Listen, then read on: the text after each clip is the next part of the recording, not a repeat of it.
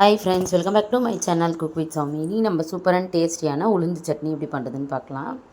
இது வந்து பார்த்திங்கன்னா நான் முக்கியமான பொருட்கள் நிறைய வந்து சேர்த்துருக்கேன். இப்போ வாங்க வீடியோக்குள்ளே போகலாம். காஞ்ச மிளகாய், பூண்டு, கருவேப்பிலை, அதுக்கப்புறம் வந்து உளுத்தம்பருப்பு, கடலைப்பருப்பு, வெங்காயம், தக்காளி, இதுதான் வந்து இது தேவையான பொருட்கள். ஃபஸ்ட்டு கொஞ்சமாக வந்துட்டு எண்ணெயை வந்து காய வச்சுக்கலாம். அதில் உளுத்தம்பருப்பு, கடலைப்பருப்பு ரெண்டுத்தையும் நல்லா வந்து பொன்னிறமாக வறுத்து எடுத்துக்கணும்.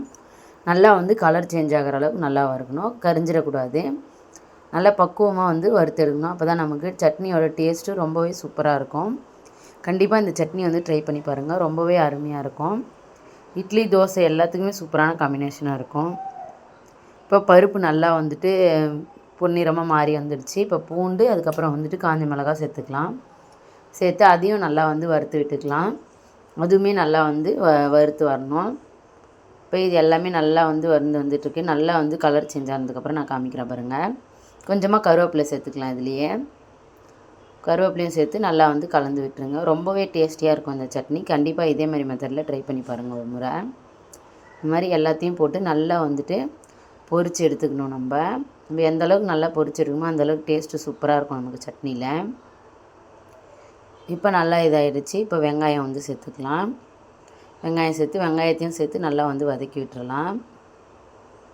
வெங்காயம், தக்காளி எல்லாம் நல்லா வதங்கி வரணும். ஃபஸ்ட்டு வெங்காயம் சேர்த்துருக்கோம். வெங்காயம் நல்லா வந்து வதங்கட்டும். வெங்காயத்தை நல்லா வந்து கலந்து விட்டுருங்க. அந்த பருப்பு எல்லாமே நல்லா வந்து மிக்ஸ் ஆகி வரணும். இப்போ நம்ம தக்காளியும் சேர்த்துக்கலாம்.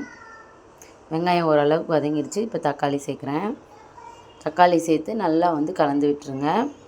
எல்லாமே நல்லா வந்து வதங்கி வரட்டும். ஒரு 2 நிமிஷத்துக்கு நல்லா வந்து வதக்கி எடுத்துக்கோங்க.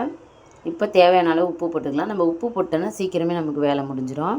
அதனால் உப்பு போட்டுக்கோங்க. உப்பு போட்டதும் நல்லா வந்து நமக்கு வதங்கி வந்துடும். வதங்கினதுக்கப்புறம் காட்டுறேன் பாருங்கள். இப்போ கொஞ்சமாக வந்துட்டு புதினா தழை கொஞ்சமாக சேர்த்துக்கிறேன்.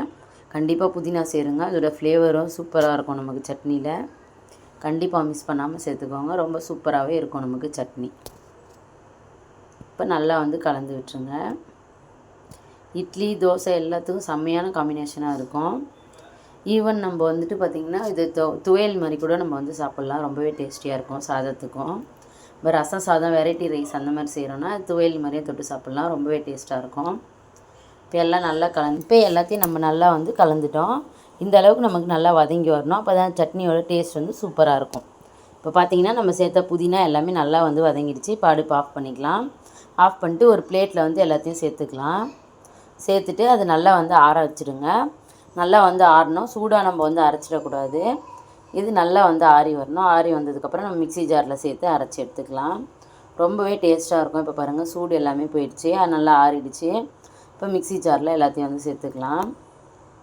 சேர்த்துட்டு நம்ம நல்லா வந்து அரைச்சி எடுத்துக்கணும். இதை ரொம்பவே டேஸ்டியாக இருக்கும் இந்த சட்னி. நான் அரைச்சிட்டு காமிக்கிறேன் பாருங்கள் உங்களுக்கு.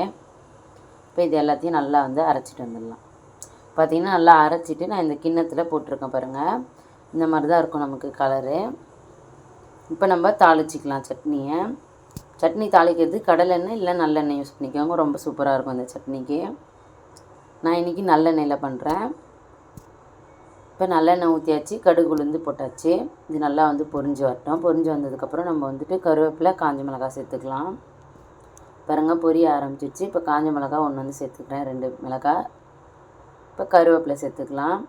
கருவேப்பிலை சேர்த்து இதுவும் நல்லா பொரிஞ்சதுக்கப்புறம் நம்ம சட்னியில் சேர்த்துக்கலாம். ரொம்ப சூப்பரான டேஸ்டியான சட்னி வந்து நமக்கு ரெடி ஆகிடுச்சு பாருங்கள். ரொம்பவே டேஸ்ட்டாக இருக்கும். கண்டிப்பாக வந்து இந்த மெத்தடில் ட்ரை பண்ணி பாருங்கள்.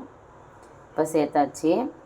இட்லி, தோசை, சப்பாத்தி எல்லாத்துக்கும் சூப்பராக இருக்கும். கண்டிப்பாக ட்ரை பண்ணி பாருங்கள். தேங்க்ஸ் ஃபார் வாட்சிங். இன்னும் சூப்பரான டேஸ்டியான வீடியோவில் சந்திக்கலாம். தேங்க்யூ, பாய்.